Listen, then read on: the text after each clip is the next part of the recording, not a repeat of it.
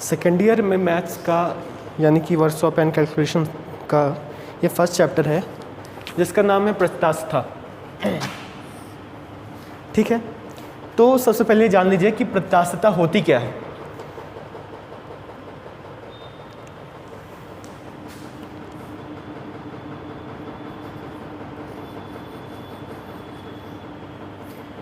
ये स्प्रिंग है, ठीक है। ये अगर आप इस पर कोई लोड दे दोगे यानी कंप्रेस कर दोगे, इसके बाद अगर छोड़ दोगे, ये फिर से अपनी पुनः अवस्था को प्राप्त कर लेता है। ये किस गुण के कारण होता है? वो होता है प्रत्यास्थता के कारण होता है। ठीक है, अगर ये इस पर हम बल लगाएं और ये अपनी अवस्था पर वापस ना आ पाए तो उसे सुघट्यता या प्लास्टिकता बोलेंगे। ठीक है, तो प्रत्यास्थता वस्तु का वह गुण है जिस पर हम बल लगाएं तो वह अपनी पुनः बल हटाने पर पुनः वह अपनी पूर्व अवस्था को प्राप्त कर ले, तो वो क्या कहलाएगा? प्रत्यास्थता। और प्रत्यास्थता बराबर क्या होता है? प्रतिबल बटे विकृति।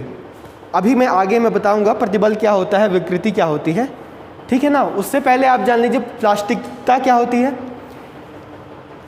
तो जैसा कि मैंने एग्जाम्पल दिया कि जब कोई वस्तु पर हम बल लगाते हैं, है ना, और वो अपनी पुनः अवस्था को प्राप्त कर लेता है तो ये प्रत्यास्थता कहलाता है।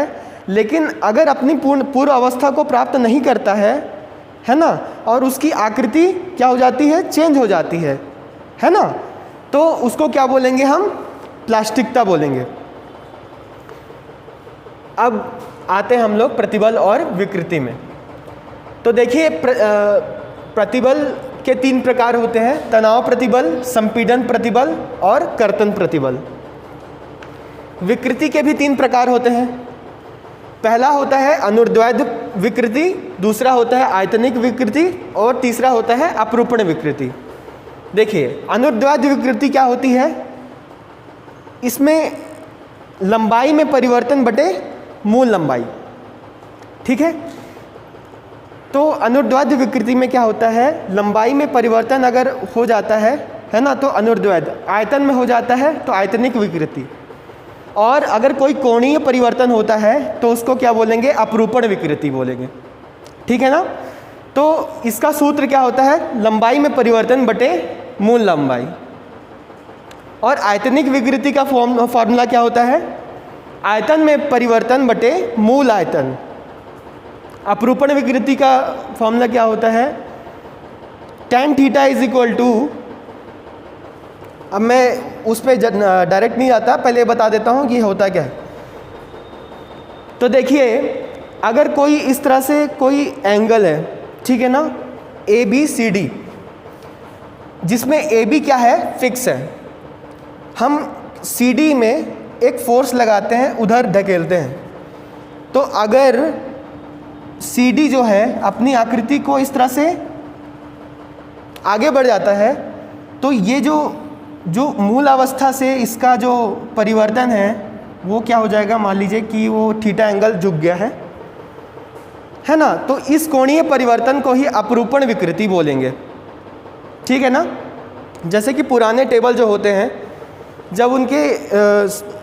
जब थोड़े पुराने हो जाते हैं तो वो जब आप थोड़ा सा वजन देते हैं उस पर तो वो थोड़ा सा झुक जाते हैं, तो वो उसमें कौन से प्रकार की विकृति आ गई है? तो वो कौन सी? अपरूपण विकृति आ गई है।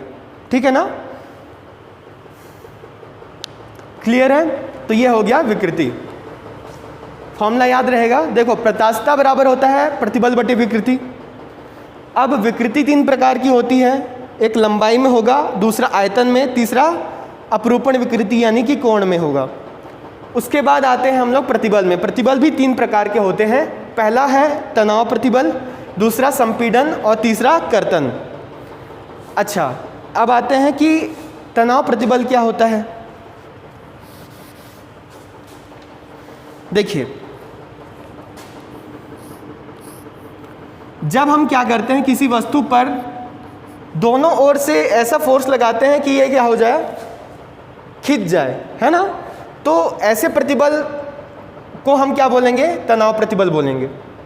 ठीक है ना, तो ये एक ही वस्तु पर लगता है और एक अक्ष पर हम क्या करते हैं, दोनों ओर से उसको खींचते हैं, ठीक है। तो ये हो गया तनाव प्रतिबल। संपीड़न प्रतिबल में जस्ट इसका अपोजिट होता है। क्या होता है इसमें किसी वस्तु पर दोनों ओर से दबाव दिया जाता है, यानी संपीड़न किया जाता है इस तरह से, ठीक है ना। तनाव प्रतिबल में खींचा जाता है और संपीड़न में दबाया जाता है। कर्तन प्रतिबल में दो वस्तु होती हैं जो एक दूसरे में एक जगह से फिक्स होती हैं, ठीक है ना। ये एक वस्तु है और दूसरी ये वस्तु है, ठीक है। ये यहाँ पे बंधी हुई है या फिक्स है, ये समझ लीजिए। इस पर आप इधर से भी फोर्स लगा रहे हो, इधर से भी फोर्स लगा रहे हो, तो इसके सरफेस पे जिस प्रकार का प्रतिबल उत्पन्न हो जाएगा तो उसको हम क्या बोलेंगे, कर्तन प्रतिबल बोलेंगे, ठीक है ना। और प्रतिबल बराबर क्या होता है, फोर्स अपॉन एरिया, यानी कि बल बटे क्षेत्रफल, ठीक है। तो आरोपित बल बटे वस्तु का मूल अनुप्रस्थ काट का क्षेत्रफल का ये हो जाएगा किसका फॉर्मूला, प्रतिबल का, ठीक है। चलिए